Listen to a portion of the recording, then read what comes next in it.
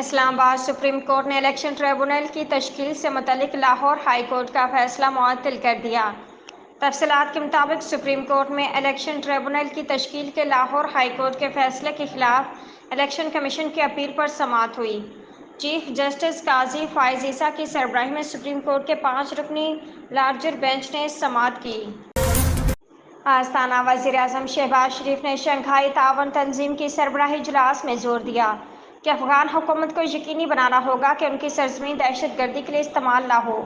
تفصیلات کے مطابق وزیر اعظم شہباز شریف نے شنگھائی تعاون تنظیم سربراہ اجلاس سے خطاب کرتے ہوئے کہا کہ SCO اجلاس سے خطاب پر خوشی ہے اور شاندار استقبال پر قازقستان کے وزیر اعظم کا شکر گزار ہوں۔ اسلام آباد federal board of revenue FBR میں درجنوں اعلیٰ افسران کو عہدوں سے فارغ کر دیا گیا اور خدمات FBR ایڈمن پول کے سپرد کر دی۔ تفصیلات کے مطابق وزیر اعظم کی ہدایت پر federal board of revenue FBR میں درجنوں اعلیٰ افسران کو عہدوں سے ہٹا دیا گیا۔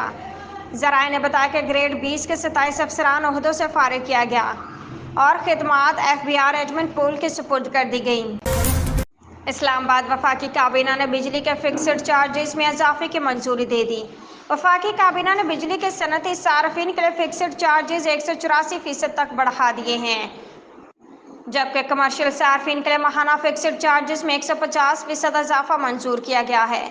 ذرائع کا بتانا ہے کہ زرعی ٹیوب ویلز صارفین کے لیے ماہانہ فکسڈ چارجز میں 100% اضافے کی منظوری دی گئی ہے۔